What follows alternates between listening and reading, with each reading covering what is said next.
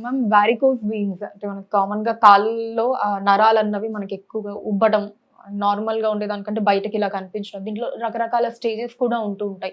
So, కొంతమంది కొంచెం extreme స్టేజెస్‌లో మనకి బ్లడ్ గూడా దాని నుంచి వస్తూ ఉంటుందని గూడా చెప్తూ ఉంటారు. సో, ఎక్కువగా మనం దీనికి సంబంధించి వినేదేంటంటే వారికోస్ వీన్స్ ఎక్కువగా నించునే వాళ్ళల్లో వస్తూ ఉంటాయి అని చెప్పి వింటూ ఉంటాము. సో, మెయిన్ కారణం అదే ఉంటుందా? లేకపోతే ఇంకా ఎలాంటి ఫ్యాక్టర్స్ ఈ వారికోస్ వీన్స్ రావటానికి కారణమవుతాయి? యూజువలీ వారికోజ్ వెయిన్స్ అనేవి ఎక్కువగా మీరు చెప్పినట్టు నుంచునే వాళ్ళలో ఎక్కువ చూస్తుంటాం.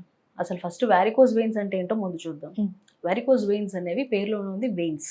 యూజువల్లీ మన కాఫ్ మజిల్స్‌లో అంటే కాళ్ళల్లో, థై మజిల్స్‌లో, కాఫ్ మజిల్స్‌లో మనకి వెయిన్స్ అనేవి కనిపిస్తూ ఉంటాయి. యూజువల్లీ అందరికీ ఆ వెయిన్స్ ఉంటాయి. హ్మ్. బట్ వారికోజ్ వెయిన్స్ వచ్చిన వాళ్ళలో ఎలా ఉంటదంటే మనకి సూపర్ఫిషియల్‌గా స్కిన్ దగ్గర ఉండే ఈ వెయిన్స్ ఏమవుతాయంటే బాగా ట్విస్ట్ అయ్యి, స్వెల్ అయ్యి, ఉబ్బెత్తుగా మనకి కనిపిస్తూ ఉంటాయి. బ్లూయిష్ డిస్కలరేషన్ అయ్యి మనకు కనిపిస్తూ ఉంటాయి.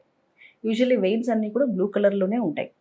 దీనికంటే కొంచెం ముందుకు వెళ్ళి అసలు మన బ్లడ్ సప్లై అనేది ఎలా జరుగుతుందో కొంచెం మాట్లాడుకుందాం. యూజువల్లీ బ్లడ్ సప్లై అనేది మన హార్ట్ ఏం చేస్తదంటే మన ఆక్సిజనేటెడ్ బ్లడ్ అంటే ప్యూరిఫై అయిన బ్లడ్ బాడీ అంతా పంపిస్తూ ఉంటుంది. వెయిన్స్ ద్వారా ఇంప్యూర్ బ్లడ్ అంతటిని తీసుకుని ఆర్టరీస్ ద్వారా ప్యూరిఫై అయిన బ్లడ్ అంతటిని పంపిస్తూ ఉంటుంది. ఎప్పుడైతే ఈ వెయిన్స్‌లో మనకి ఉన్న ఇంప్యూర్ బ్లడ్ ఏం చేయాలి, మన థై మజిల్స్ నుంచి లేదా కాఫ్ మజిల్స్ నుంచి, థై మజిల్స్ నుంచి బాడీ పార్ట్స్ ద్వారా మన హార్ట్‌లోకి రీచ్ అవ్వాలి. యూజువల్లీ వారికోజ్ వెయిన్స్‌లో ఏమవుతదంటే ఎప్పుడైనా సరే బ్లాక్ అయినప్పుడు లేదా ఏవైనా ఇక్కడ లోపల వాల్వ్స్ అనేవి ఉంటాయి. వెయిన్స్ లోపల వాల్వ్స్ ఉంటాయి. యూజువల్లీ ఈ వాల్వ్స్ ఏం చేస్తాయంటే ఆ వాల్యులర్ ప్రాబ్లమ్స్ ఏమైనా ఉన్నప్పుడు ఈ డీఆక్సిజనేటెడ్ బ్లడ్ కాస్త ఫ్రీ ఫ్లోగా బయటికి అంటే హార్ట్ ద్వారా వెళ్ళే అవకాశం లేకుండా చేస్తుంది. Because there is some obstruction. ఎప్పుడైతే ఇలా ఉందో ఆబ్వియస్లీ ఆల్రెడీ వెయిన్స్‌లో ఉండేదే డీఆక్సిజనేటెడ్ బ్లడ్. అక్కడ బ్లడ్ అంతా కూడా అట్లాగే ఉండిపోతది. సో, ఇంకా బ్లూయిష్‌గా మనకు కనిపిస్తూ ఉంటాయి. ఇంకా ట్విస్ట్ అయిపోయినట్టు కనిపిస్తుంటే బాగా స్వెల్ అయ్యి ఉంటాయి. సో, ఇదంతా కూడా యాక్చువల్లీ జరిగే ప్రాసెస్. ఈ డీఆక్సిజనేటెడ్ బ్లడ్ ద్వారా కూడా అంటే మన మజిల్స్‌లో, కాఫ్ మజిల్స్‌లో, థై మజిల్స్‌లో జరిగే కాంట్రాక్షన్స్ ద్వారా, ఆల్రెడీ వెయిన్స్‌లో ఉండే వాల్వ్స్ ద్వారా ఒక ఎక్స్‌పాన్షన్, రిలాక్సేషన్స్ అనేవి జరుగుతూ ఉంటాయి. అంటే ఎలాస్టిక్ నేచర్ ఉంటది. దాని ద్వారా బ్లడ్ అనేది పైకి పంప్ అవుతూ ఉంటుంది. ఎప్పుడైతే ఈ వారికోజ్ వెయిన్స్ డెవలప్ అయ్యో ఆ ప్రాసెస్ ఏది కూడా జరగకుండా ఉంటుంది. సో, ఆ డీఆక్సిజనేటెడ్ బ్లడ్‌తో టోటల్‌గా నిండిపోయి ఉంటుంది. యూజువల్లీ ఇందులో మనం రకరకాల కండిషన్స్ చూస్తూ ఉంటాం. ఒకటి వారికోజ్ వెయిన్స్ టోటల్‌గా కాళ్ళంతా కనిపిస్తూనే ఉంటాయి. అంటే బ్లూయిష్ డిస్కలరేషన్ అయ్యి, సోలెన్ అయ్యి, ట్విస్టెడ్‌గా ఉండి థై మజిల్స్‌లో, కాఫ్ మజిల్స్‌లో మనం చూస్తూనే ఉంటాం. కానీ వీడికి ఎటువంటి సింప్టమ్స్ ఉండవు. ఒక పెయిన్ ఉండడం గానీ, ఇచ్చింగ్ ఉండడం గానీ ఇటువంటివి ఏమీ జరగవు. అలాగే కలర్ డాప్లర్ చేసి చూసినప్పుడు కూడా వీళ్ళకి యూజువల్లీ అంత క్లియర్‌గానే ఉంటది. ఏ బ్లాకేజెస్ గానీ, అబ్స్ట్రక్షన్స్ గానీ ఉండవు.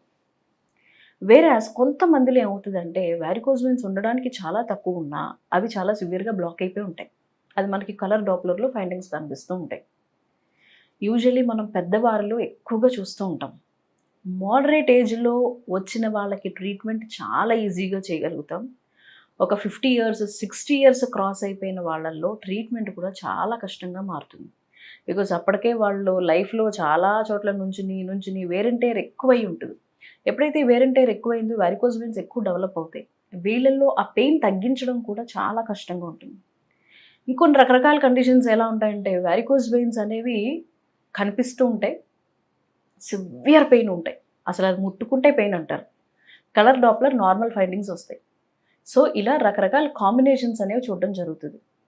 యూజువల్లీ వారికోజ్ వెయిన్స్ ఉన్న వాళ్ళు ఎస్పెషల్లీ ఎక్కువగా నుంచుని ఉండే వాళ్ళల్లో మనం ఎక్కువగా చూస్తూ ఉంటాం.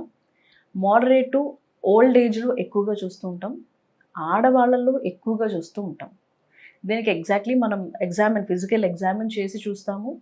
అట్ ద సేమ్ టైమ్ కొన్ని కలర్ డాప్లర్ స్కాన్ ద్వారా కూడా ఎక్కడెక్కడ అబ్స్ట్రక్షన్స్ ఉన్నాయి, ఎక్కడెక్కడ బ్లాకేజెస్ ఉన్నాయి అనేది మనం తెలుసుకోవడం జరుగుతుంది. దీంట్లో ఇంకా ప్రొలాంగ్డ్ కేసెస్ అంటే చాలా ఎక్కువ రోజులుగా వారికోజ్ వెయిన్స్‌తో సఫర్ అవుతున్న వాళ్ళకి విపరీతమైన దురదలు రావడం, తర్వాత వారికోజ్ వెయిన్స్ అంతా కూడా పుండు పడడం. ఇందాక మీరన్నారే రెడ్‌గా డిస్కలరేషన్ అనేది. సో, అది ఏమవుతదంటే వారికోజ్ వెయిన్స్ కాస్త ఒక అల్సర్ లాగా డెవలప్ అవుతూ ఉంటుంది. వారికోజ్ అల్సర్స్ అంటాం. అది పుండుగా మారినప్పుడు వాళ్ళకే గనక షుగర్ కూడా ఉండుంటే చాలా కష్టంగా ఉంటుంది. అంటే విత్ పెయిన్, బర్నింగ్, ఒక అల్సర్‌లో ఏవైతే డెవలప్ అవుతాయో మొత్తం ఆ స్కిన్ ఫ్లెష్ అంతా కూడా కనిపిస్తూ ఉంటుంది. సో, ఇది వారికోజ్ వెయిన్స్ యొక్క లక్షణాలు. దీనికి మనం తీసుకోవాల్సిన జాగ్రత్తలు.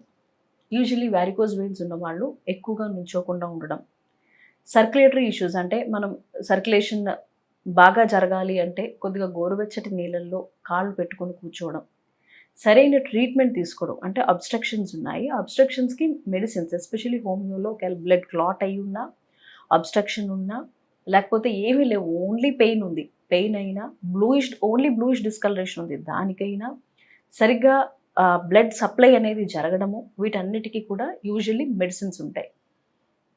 సో ఇలాంటి నియమాలన్నీ పాటించినట్లయితే ఆటోమేటిక్గా ఈ వ్యారికోజ్ వెయిన్స్ నుంచి త్వరగా బయటపడతారు. సో హోమియోలో దీనికి మంచి మందు ఉంది. యూజువల్లీ అబ్స్ట్రక్షన్స్ కానీ ఏమున్నా ఇందాక చెప్పినట్టు బ్లూయిష్ డిస్కలరేషన్స్ వీటన్నిటి కూడా ఒకవేళ అల్సరే డెవలప్ అయినా కూడా అల్సర్తో సహా హోమియోలో మంచి మెడిసిన్స్ ఉన్నాయి.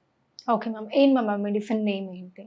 యూజువల్లీ మనం వ్యారికోజ్ వెయిన్స్కి కండిషన్ ప్రకారంగా మెడిసిన్స్ ఇస్తూ ఉంటాం. అది అబ్స్ట్రక్షన్ అయిందా, బ్లడ్ క్లాట్ ఉందా, లేకపోతే డీఆక్సిజనేటెడ్ బ్లడ్ ఎక్కువ ఉందా, వాల్యులర్ ప్రాబ్లమ్స్ ఏమైనా ఉన్నాయా, లేకపోతే ఇంకేమైనా ఇతర కండిషన్స్ అల్సర్స్ ఏమైనా డెవలప్ అయ్యాయా అనే దాని మీద ట్రీట్మెంట్ బేస్ చేసుకుని ఉంటుంది.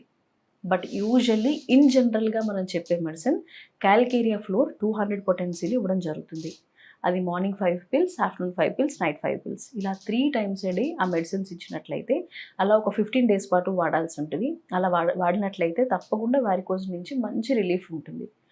బట్ కొంతమందిలో కొన్ని కేసెస్ ఎప్పుడు కూడా మనం చెప్పేది ఏంటంటే బాగా ఏజ్ వచ్చిన వాళ్ళల్లో లేదా మొండి కేసెస్లో ఒక్కొక్కసారి షార్ట్ టర్మ్ అంటే వాళ్ళకి వచ్చి స్టార్ట్ అయ్యే కొన్ని రోజులే అయింది, బట్ స్టిల్ వాళ్ళకి కొంతమందిలో రిలీఫ్ రావడం అనేది కొంచెం కష్టతరంగా మారుతూ ఉంటుంది.